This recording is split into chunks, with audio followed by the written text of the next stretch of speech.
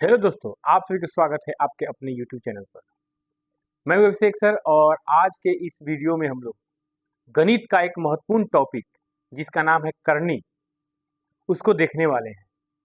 ठीक है।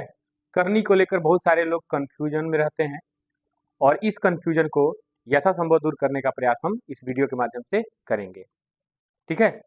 सबसे पहले समझिए कि करनी है क्या। ठीक है।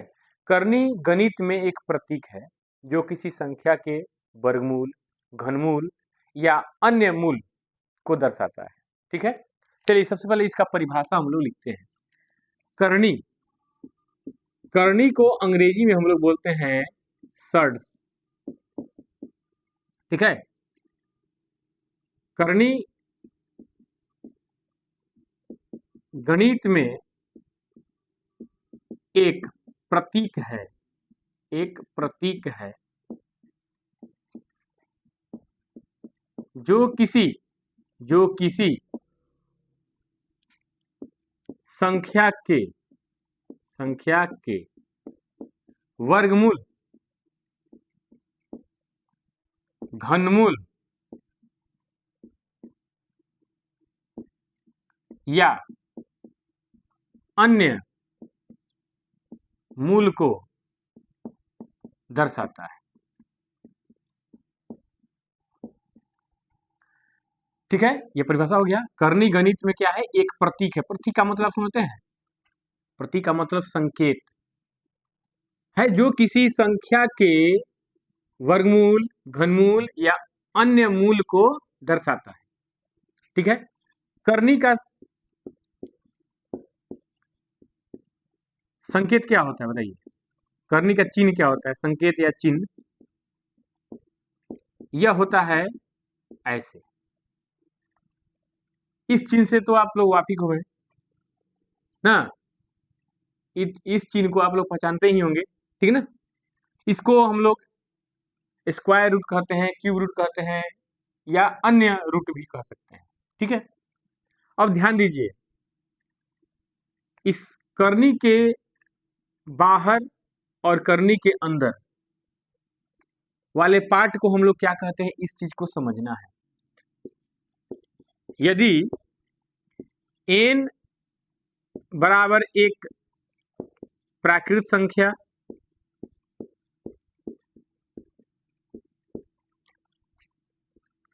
a बराबर एक परिमेय संख्या हो तथा n रूट a एक अपरिमेय संख्या हो तो n रूट a को करनी कहा जाता है। करनी कहा जाता है। ध्यान दीजिए, ये क्या है? परिमेय संख्या। n क्या है? प्राकृत संख्या। ठीक है। तो n रूट a क्या हो जाएगा? एक अपरिमेय संख्या हो जाएगा। ठीक है। जिसको हम लोग क्या कहेंगे? करनी कहेंगे। यही करनी का संकेत है। क्लियर? ठीक है, इतना जान लीजिए। अब देखिए, अब इसमें n को क्या कहेंगे, a को क्या कहेंगे, यही समझना है। ठीक है, बात समझ में आया? हाँ, तो ध्यान दीजिएगा। अगर इस तरीके से लिखा गया हो n a, तो इसमें n को कहेंगे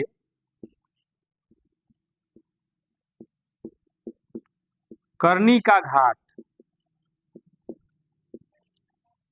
n को क्या कहेंगे? करनी का घात, यानी power of surds. Power of surds कहेंगे। ए को कहेंगे कर्णीगत। ए को क्या कहेंगे? कर्णीगत, यानी रेडिकेंड। क्या कहेंगे? रेडिकेंड कहेंगे। बात समझ में आया? बोलिए।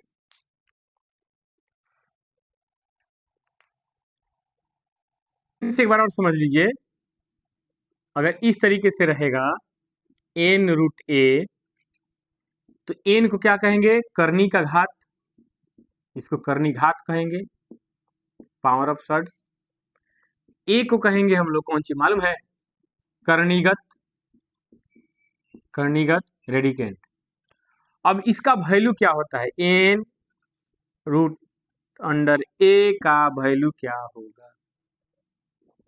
ठीक है, अब ध्यान दीजिए मेरे प्यारे बच्चों, ए का पावर 1/n होगा।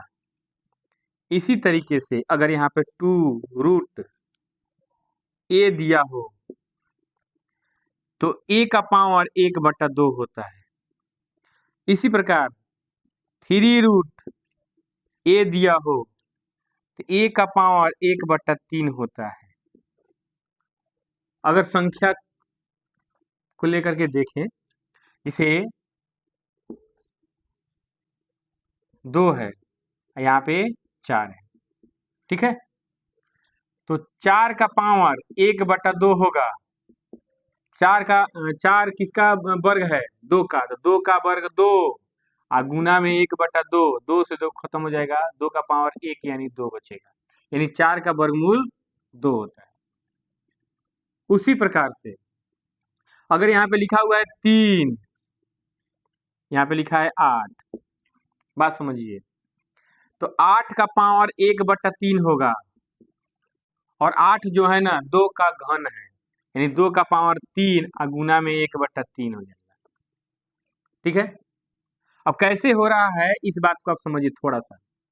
अगर a का पावर n हो और उसका होल पावर m हो तो a का पावर n गुना m हो जाता है, यह घातांक का नियम है। ठीक है, a का पावर n हो इंटू a का पावर m हो, आधार समान हो, गुना में हो तो इसके घातों को क्या करते हैं? जोड़ देते हैं, और भाग में होता है तो घातों को क्या करते हैं? घटा देते हैं। यह बात याद रखेंगे। ठीक उसी प्रकार 8 2 का घन है तो 2 का पावर 3 हो गया, और गुना में 1/3 हो गया, 3 से 3 खत्म यानी 2 हो गया। बात समझिए।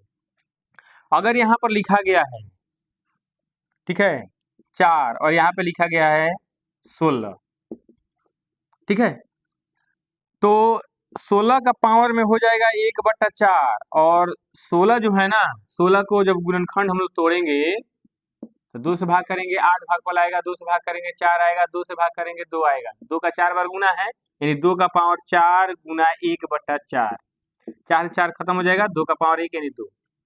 अब देखिए एक बात देखिए, जिसका रूट हट जाए वह करनी नहीं होता है, जिसका रूट नहीं हटे वह करनी होता है।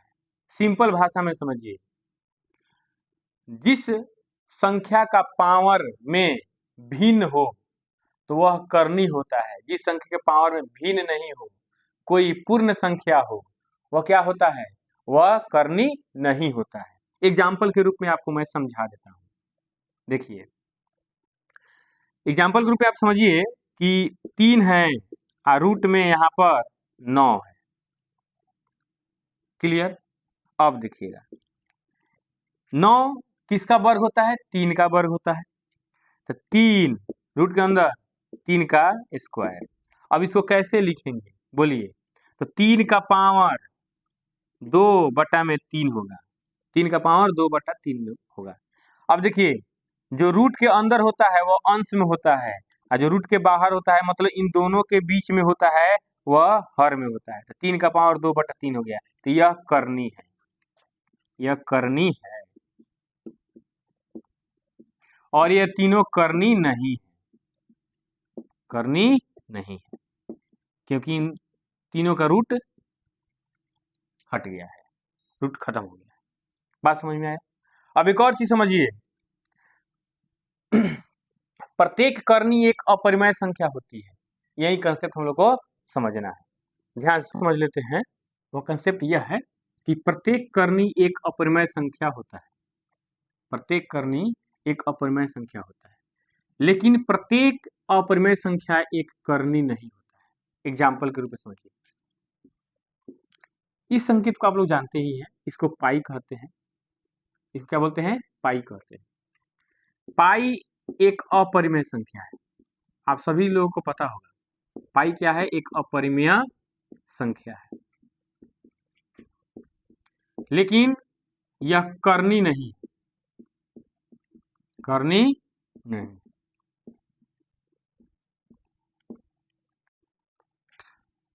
एक दशमलव 0.001 इस तरह की संख्या एक अपरिमेय संख्या है।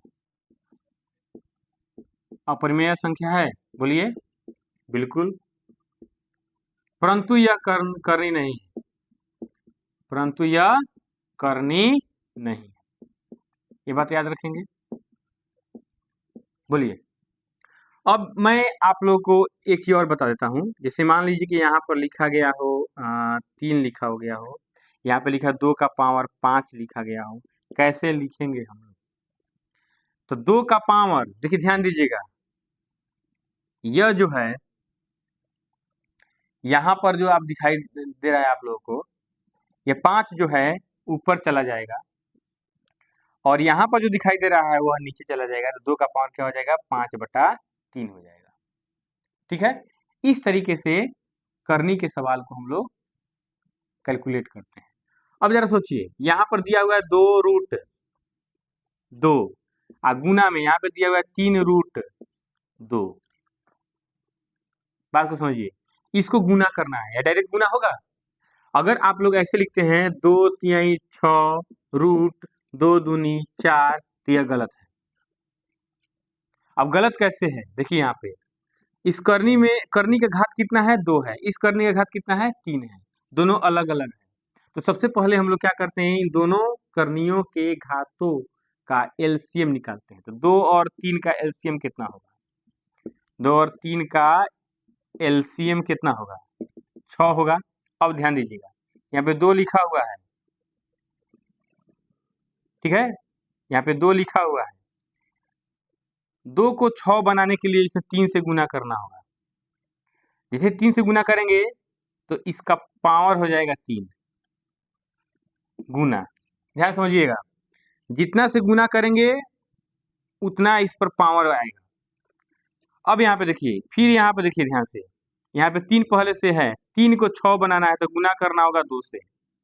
तो 2 से गुना करेंगे तो 2 का पावर कितना हो जाएगा? 2 हो जाएगा। अब देखिए 2×3 6, 6√2 का पावर 3, 2 का पावर 3 कितना होता है?